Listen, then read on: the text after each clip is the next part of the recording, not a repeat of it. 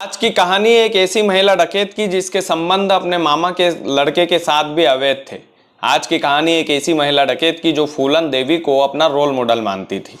आज की कहानी एक ऐसी महिला डकैत की जो चंबल के जंगल में जींस टी शर्ट और स्पोर्ट्स के जूते और आंखों में काला चश्मा लगाकर घूमती थी।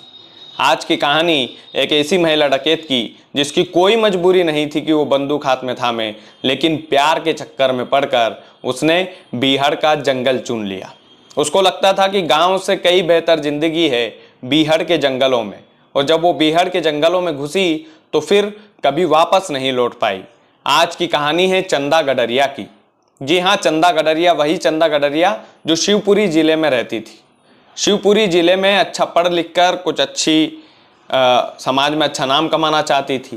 पिताजी किसान थे और माताजी गृहिणी थी, और यकीन मानिएगा कि उसका परिवार इतना गरीब था कि बमुश्किल से वो सरकारी स्कूल में पढ़ाई लिखाई करती थी। किताबों के पैसे भी जाने कहाँ से आते थे, लेकिन दिमाग उसका बहुत तेज था पढ़ाई में, और वो उसके मामा के गांव में आती जाती रहती थी।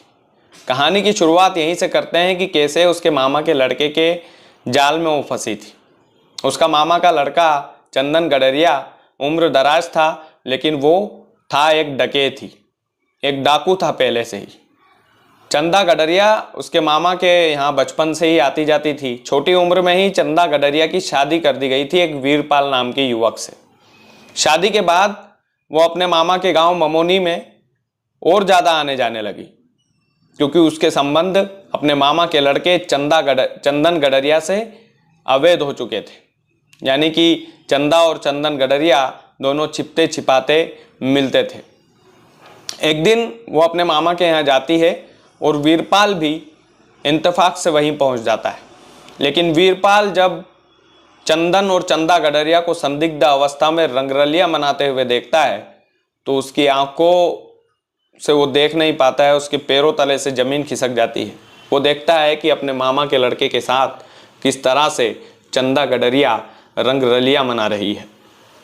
अब चंदा गडरिया पर वो शक जो पुख्ता करना चाहता था वो पुख्ता हो चुका था कि वाकई में चंदन गडरिया से इसके अवैध संबंध है।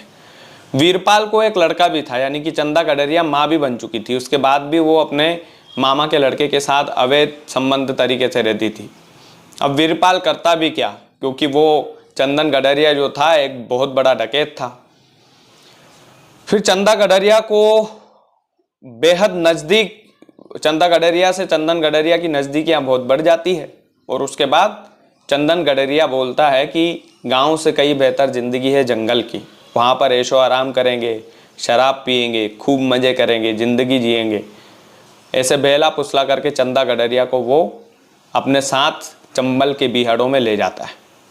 कुछ दिनों तक चंदा गडरिया को बेकार भी लगता है, कुछ दिनों तक वो खूब ऐश भी करती है।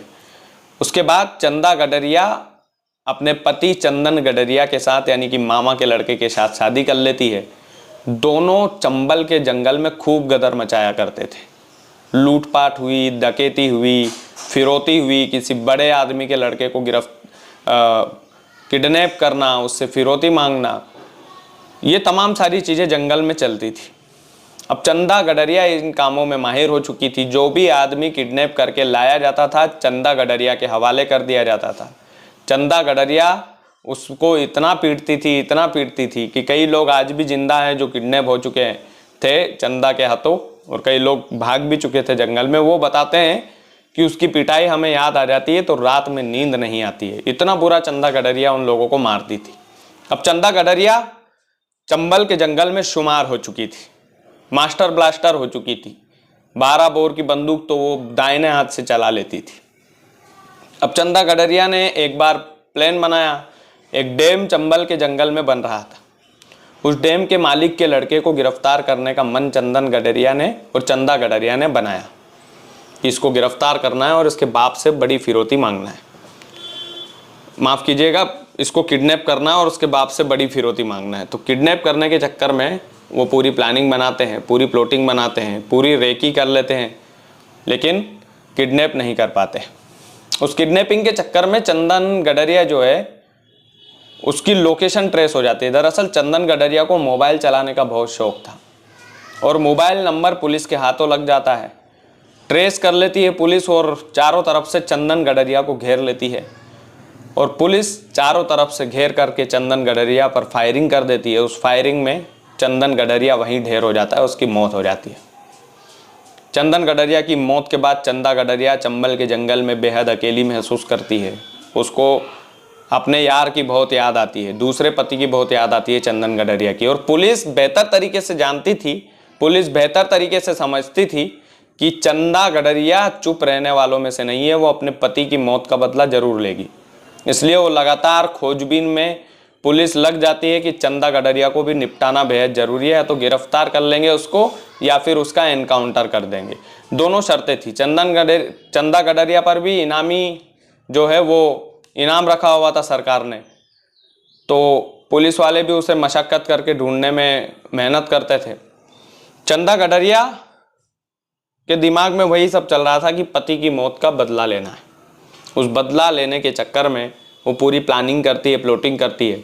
लेकिन कहीं से मुखबिर की सूचना के आधार पर उसी डैम के पास उसकी लोकेशन मिल जाती है। पुलिस चारों तरफ से उसे घेर लेती है। चंदा गडरिया सरेंडर कर देती है और सरेंडर करने के बाद अब वो अपने आप को पुलिस के हवाले कर देती है।